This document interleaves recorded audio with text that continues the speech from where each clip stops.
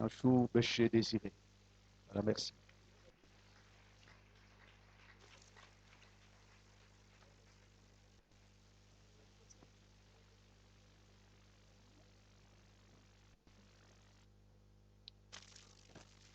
Gloire au Seigneur Jésus. Je voudrais en son nom dire bonjour à chacun et à chacune et à votre nom à tous. Au nom de l'EADCI, encore dire merci à toute la population de Yamoussoukro, à toutes les autorités administratives, politiques, de nous avoir ouvert les portes pour que pendant ces 4 jours, nous puissions proclamer la gloire et la magnificence de notre Dieu en ce lieu. Encore, merci. Que Dieu vous bénisse bien. Merci également à chaque frère et à chaque sœur d'avoir fait donc le déplacement et d'avoir engagé sa volonté pour prendre part à ces événements depuis le commencement jusqu'à la fin aujourd'hui. Que le Seigneur vous fortifie et continue de vous fortifier pour son honneur et pour sa gloire. Disons merci à chaque pasteur, à chaque épouse de pasteur, à tous les anciens diacres, diaconesses, à tous ceux qui ont quelques responsabilités dans nos assemblées locales au sein de cette grande famille qu'est le ADCI. Merci à chacun d'avoir engagé sa volonté pour que nous puissions ensemble nous retrouver en ce lieu, au pied du Maître Tout-Puissant. Alors que la grâce et que la paix du Seigneur soient avec chacun et chacune. L'événement qui nous rassemble en ce jour, nous le connaissons bien, il s'agit de l'ordination pastorale. C'est un événement qui a une double portée. Une portée d'abord historique et une portée significative. Il est important qu'en tant que peuple de Dieu, nous captions ces différentes réalités, afin que dès l'instant qu'on parle d'ordination pastorale, nous cessions de nous laisser aller dans toutes sortes d'interprétations, d'imagination, d'illusions, qui malheureusement font blocage à l'avancée de l'œuvre du Seigneur. Laissons la vérité de Dieu nous illuminer, afin que cette illumination en nous nous rende capables aussi d'être lumière pour tous ceux qui nous entourent, pour les générations futures, jusqu'à ce que la trompette sonne. Au plan historique, nous pouvons simplement dire ceci.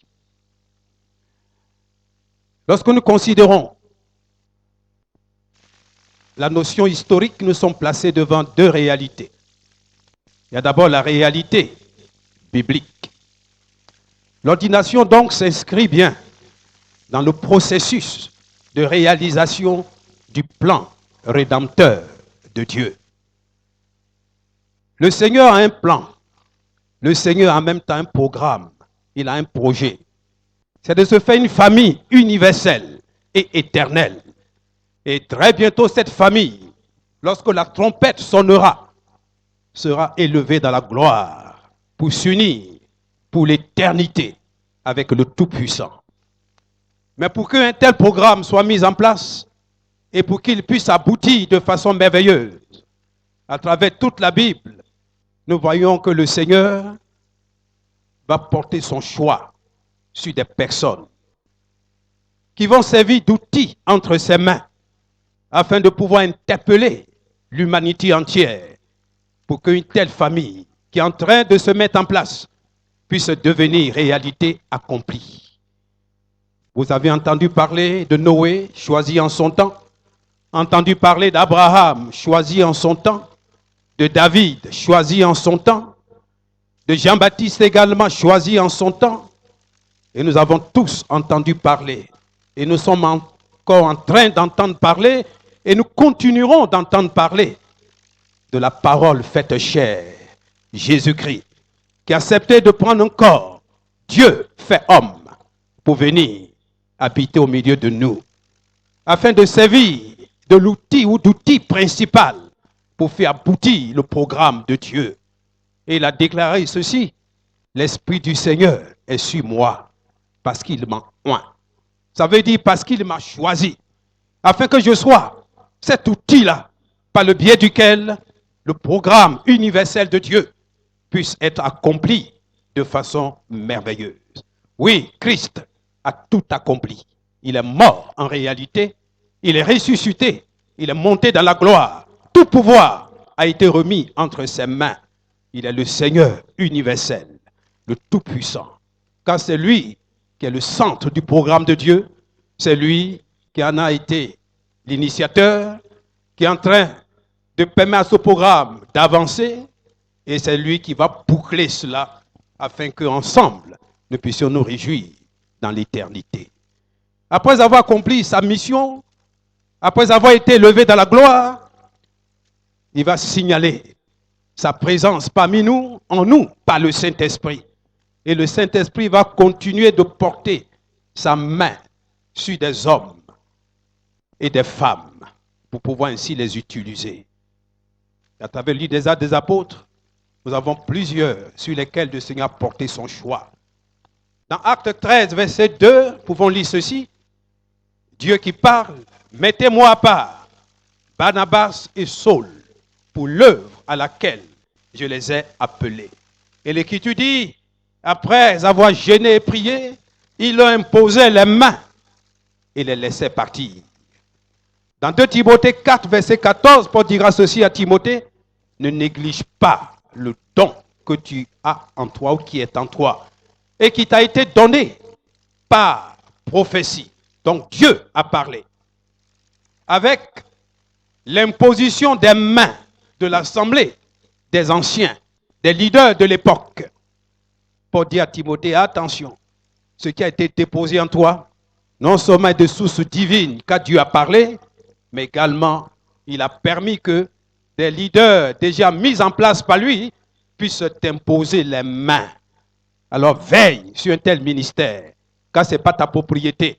Pour mettre ça dans un sac quelque part caché sous ton lit, pour faire n'importe quoi avec. Absolument pas. Oui, l'ordination pastorale a donc une histoire biblique. Est bien inscrite dans le schéma de Dieu.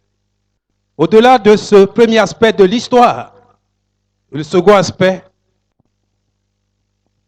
pendant tout le parcours de cette grande famille qu'est l'EADCI, le Seigneur a autorisé qu'il y a eu plusieurs événements au cours desquels il y a eu l'ordination pastorale. Et les actes posés par l'EADCI n'étaient pas des choses fabriquées par l'EADCI, mais des éléments ou des choses qui s'inscrivaient bien et qui continuent de s'inscrire dans la logique de la vérité de Dieu révélée, du plan rédempteur de Dieu, car l'EADCI fait partie de cette grande famille universelle et éternelle qui, lorsque la trompette sonnera, l'EADCI fera partie de ceux qui vont être enlevés dans la gloire avec Jésus-Christ. Je ne sais pas si vous êtes là, prêts à être enlevés. Sommes-nous là, prêts à être enlevés quand la trompette sonnera? Ou bien y a-t-il des gens qui vont rester sur la terre et qui veulent rester sur la terre? Quels sont ceux qui veulent rester sur la terre? Alors nous voulons tous être enlevés. Alléluia. C'est pourquoi ce qui se fait au sein de cette famille n'a pas été fabriqué par quelqu'un, mais a pour fondement la révélation de Dieu, sa parole vivante, éternelle, source de vie, pour son honneur et pour sa gloire. Jusqu'à ce jour, par la grâce de Dieu, au sein de l'EADCI, il y a environ 500 pasteurs ordonnés. L'ensemble de ces pasteurs ont reçu l'ordination après 9 ans ou 10 ans de préparation, de formation en qualité de stagiaire. La régularité de la fréquence au niveau de ces cérémonies n'a jamais été stable. Et cela est dû aux différentes sortes d'événements, de situations qui nous ont bousculés. Nous comprenons que nous ne sommes pas les patrons du temps et des circonstances. Mais le Seigneur Tout-Puissant met des temps et des circonstances, il sait mettre en place les choses en son heure, en son temps, à sa manière, pour que son cœur de père en tire honneur et en tire gloire. C'est pourquoi ce jour, si nous sommes là et que nous parlons d'ordination, cela relève de sa souveraineté. Et nous voulons lui dire merci de tout notre cœur. Le processus en général suivi au sein de l'EADCI pour qu'un pasteur puisse parvenir à l'ordination, il y a 3 étapes. Après 6 années de stage en formation pastorale sous l'égide du Sénat, première étape. Ensuite, deuxième étape, 2 années de stage en qualité de candidat officiel à l'ordination.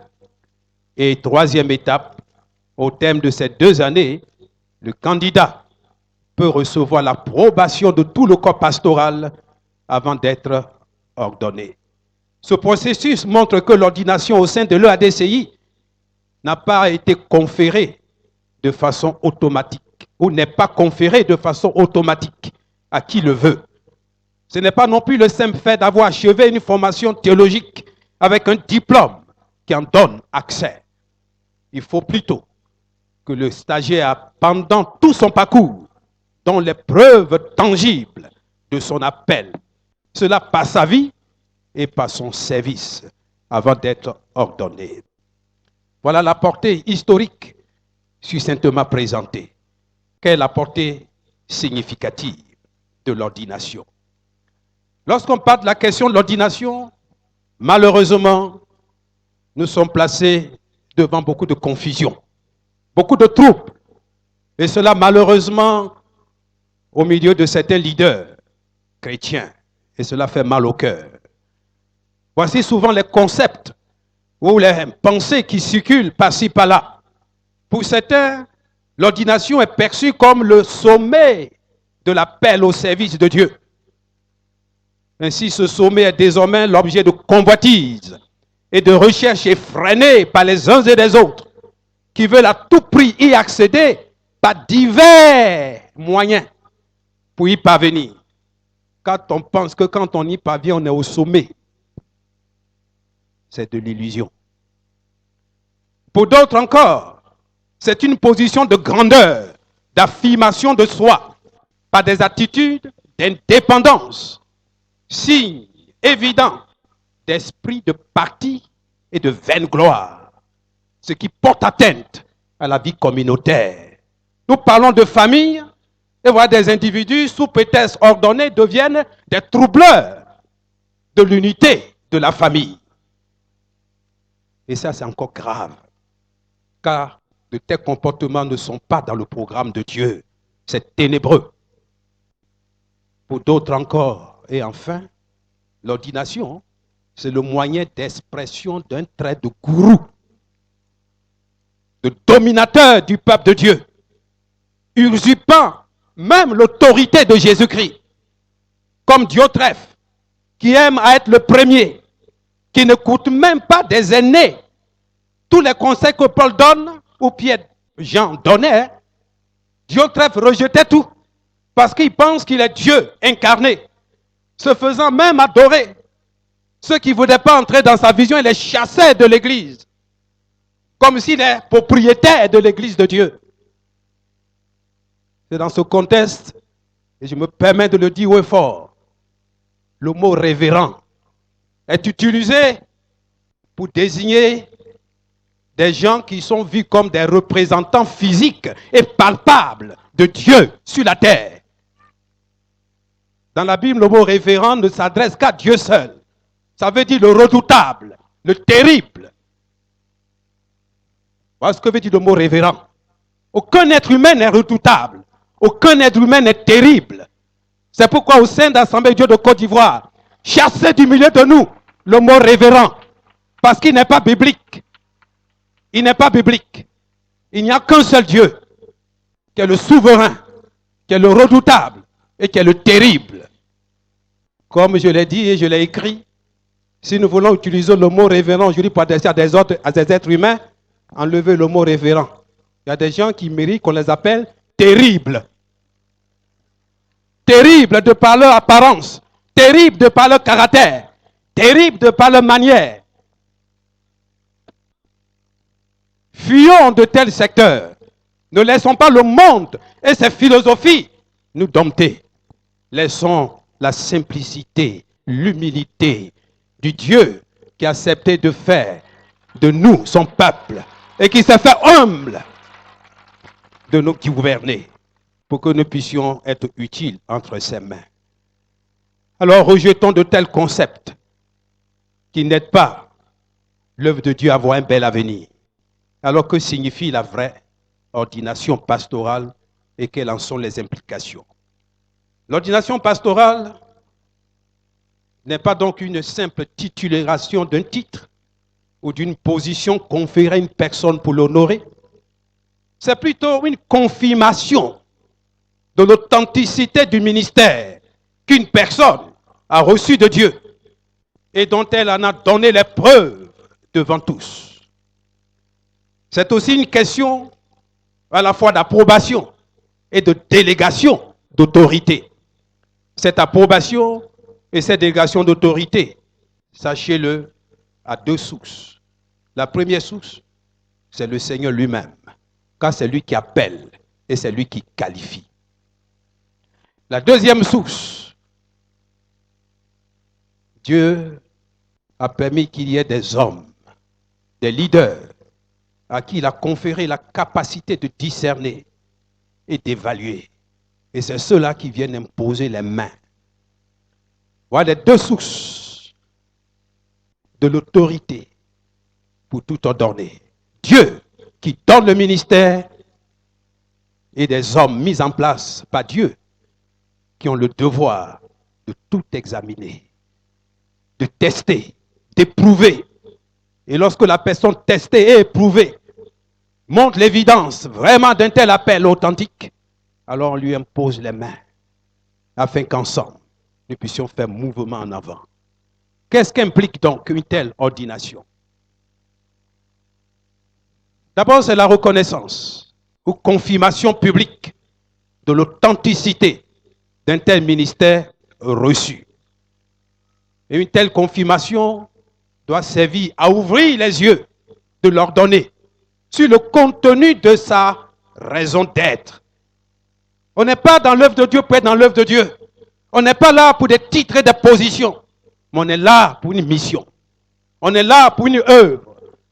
Et au sein de l'EADCI, lorsque nous parlons de ministère, ce n'est pas une affaire de titre, de pancarte qu'on met sur le front pour se promener avec. C'est un travail qu'il faut accomplir. C'est une mission qu'il faut accomplir pour que le cœur de Dieu soit pleinement satisfait. La reconnaissance ou la confirmation de l'authenticité d'un tel ministère doit ouvrir les yeux de l'ordonné. Deuxième élément, c'est l'attribution d'un mandat officiel pour exercer un tel ministère. Cela par l'imposition des mains. Dès l'instant qu'on impose les mains, on confère à la personne l'autorité, le mandat officiel d'exercer ce ministère-là que Dieu lui a donné. Cela lui confère des droits légitimes dans l'exercice d'un tel ministère qu'il a reçu de la part du Seigneur. Et vous savez que lorsqu'on parle de droits, les droits nous placent devant des devoirs. Troisième élément, alors c'est la mise en place d'un partenariat, d'un contrat. Partenariat avec Dieu, qui est la source du ministère que je dis que j'ai reçu de lui. Partenariat avec ceux qui m'imposent les mains, avec la famille dans laquelle je suis, où l'on m'a imposé les mains. C'est un contrat, c'est un partenariat. Ça veut dire que je ne dois plus faire chemin seul, ni chercher à m'éloigner de ceux qui m'ont imposé les mains, ni à m'éloigner de la famille. Combien sont venus chercher imposition des mains? Dès l'instant qu'on leur a imposé les mains, devenus indépendants, sont partis créer leur club personnel. Mais il y en a même qui sont encore dans l'ensemble de Dieu, mais ils ont leur club personnel, dans leur petit coin, dans leur petit village, dans leur petit quartier, faisant n'importe quoi qui ne s'inscrit même pas dans la vision de l'EADCI. Quelle abomination! Je dis bien, quelle abomination!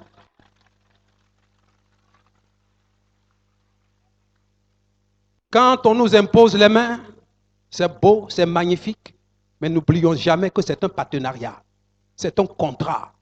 Cela m'engage, moi à qui l'on impose les mains. Et cela engage également ceux qui imposent les mains.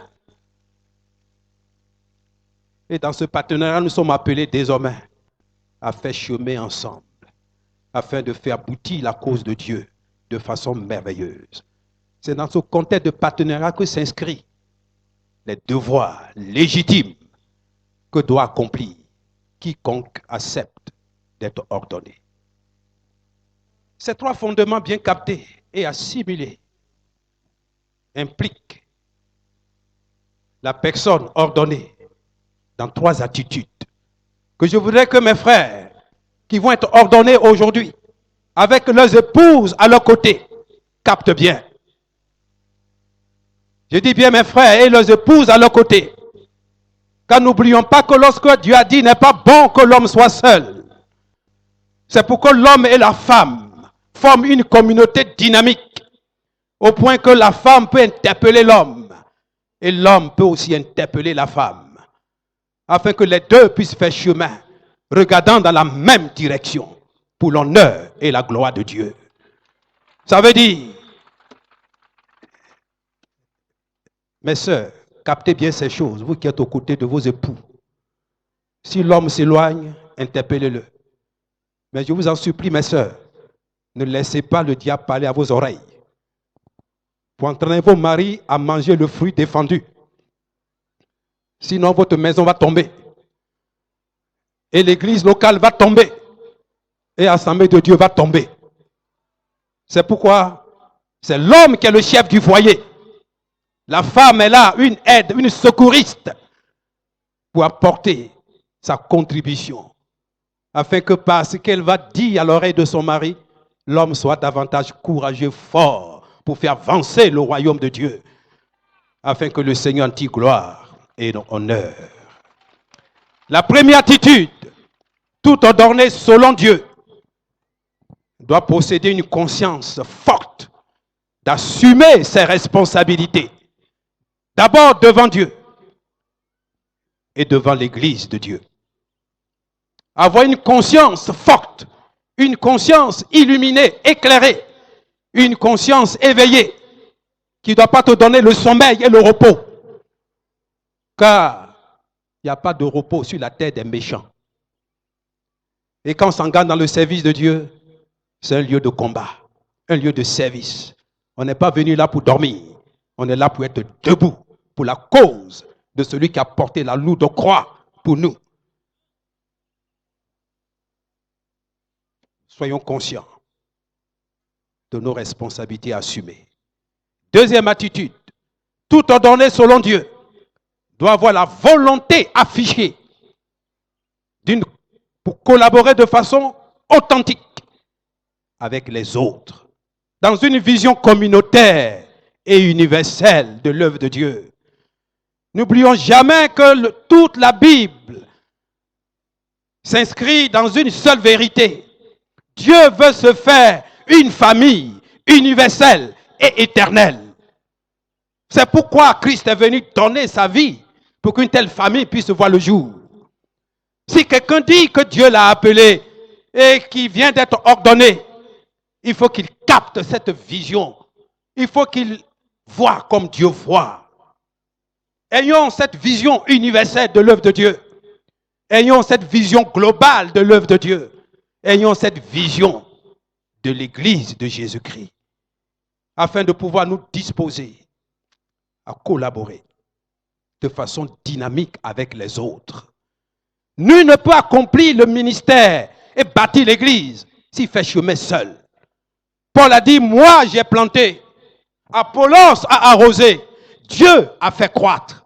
Ce n'est pas un homme qui fait croître l'œuvre de Dieu, absolument pas. Quelles que soient nos compétences, quelles que soient nos qualifications, quel que soit le nombre d'années dans le ministère, ce n'est pas un homme qui fait croître l'œuvre de Dieu, c'est Dieu qui fait croître son œuvre. L'homme n'a que deux tâches à accomplir. planter et arroser. Il y en a qui sont qualifiés pour planter. Il y en a qui sont qualifiés pour arroser. Ouvrons nos yeux pour voir parmi nos collègues ceux qui ont de Dieu le ministère de planteur. Oh, pas planteur de cacao, ni café, ni igname. Mais pour proclamer la bonne nouvelle, afin que des âmes soient sauvées. Ayons les yeux pour reconnaître la valeur que le ministère a devant Dieu. Mais ayons aussi les yeux ouverts pour voir ceux qui ont de Dieu la qualification pour arroser. Arroser. Pour que ce qui a été planté puisse avoir un avenir. Oh, ce n'est pas les planteurs seuls qui veulent assurer l'avenir de l'œuvre. Et ce ne sont pas les arroseurs seuls. Il faut qu'il y ait partenariat entre les deux. Moi, j'ai planté, Apollos a arrosé. Alors Dieu a fait croître. Que dans l'Assemblée de Dieu, les leaders apprennent à collaborer les uns avec les autres.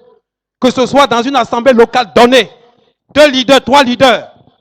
Respectez-vous mutuellement en discernant le dépôt divin dans chacun. Car nous ne nous ressemblons pas et nous n'allons jamais nous ressembler. Chacun a ses qualifications, chacun a ses compétences. Respectons chacun pour lui-même. Cessons de faire des comparaisons inutiles qui sont des éléments du monde et qui malheureusement pénétraient l'Église de Dieu. On veut valoriser l'homme parce qu'il est de mon ethnie, parce qu'il est de ma promotion. Ça ne marche pas dans le royaume de Dieu.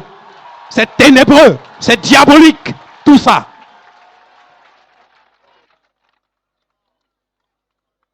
Apprenons à valoriser notre frère qui est à côté de nous lorsque nous voyons en lui le dépôt divin, les grâces divines.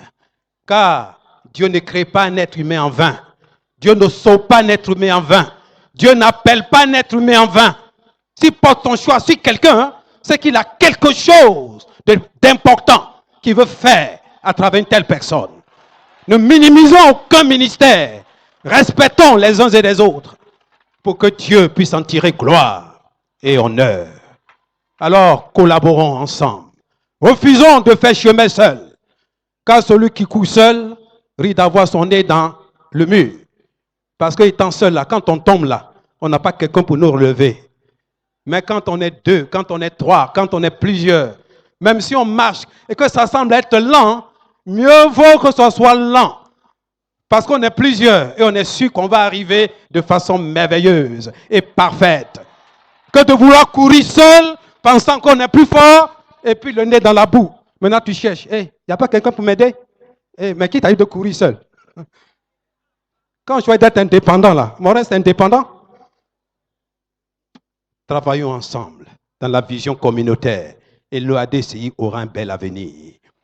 Troisième et dernière attitude, tout ordonné selon Dieu, sur la base de cette vision communautaire universelle de l'œuvre, doit être disposé à l'entraide fraternelle, à apporter ses contributions fraternelles en temps de crise.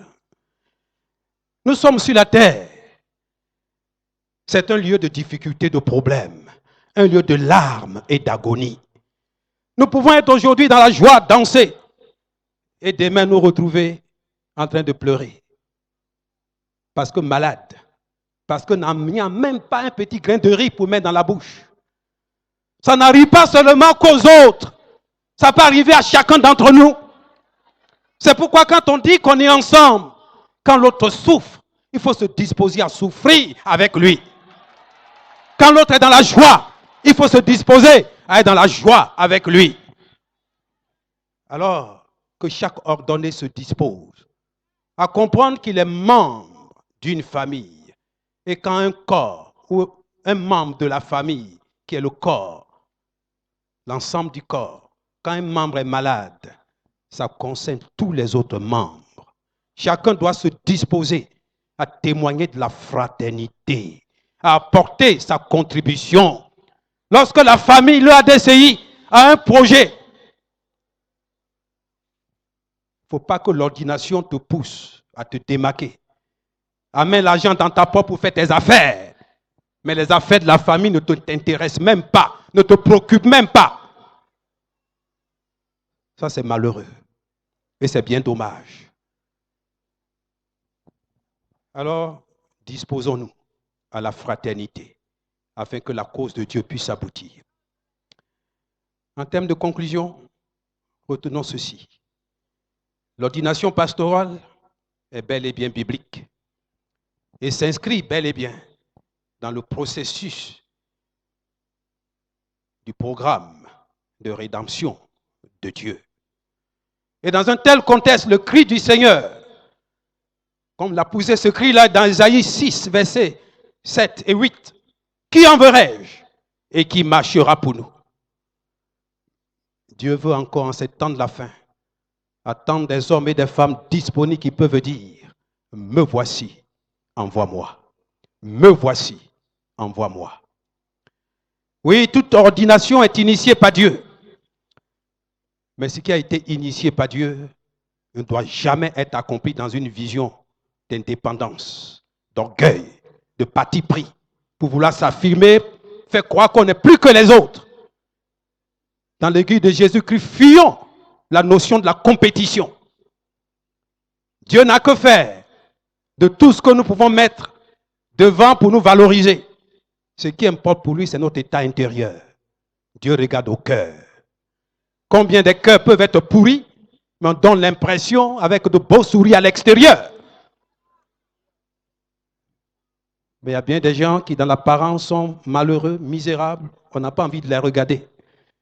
Et pourtant, dans le cœur, il y a la perfection, il y a la pureté, il y a la sainteté par le sang de l'agneau. Et le Saint-Esprit est là, souverain, dans le cœur. Et le Père céleste en est fier. Dieu en est honoré et glorifié. Alors, être ordonné, captons simplement que c'est le point de départ d'une responsabilisation officielle du ministère auquel Dieu m'a appelé. Et désormais, je dois donc mobiliser ma volonté pour ne pas reculer, mais pour avancer. Ne pas laisser quoi que ce soit m'arrêter, mais je dois avancer. Faire comme Paul. J'ai combattu le bon combat. J'ai achevé la course, mais j'ai gardé la foi. Désormais, la couronne de gloire me sera donnée. Alors, cher futur ordonné, prends conscience du choix que Dieu a porté sur ta vie. Prends conscience également du choix que l'EADCI a porté sur ta vie. Et que cette prise de conscience te dispose au quotidien à assumer tes devoirs, tes responsabilités. Fais l'effort pour honorer Dieu. Fais l'effort pour honorer la famille qu'est l'EADCI, afin que le Seigneur puisse faire de toi un outil pour que son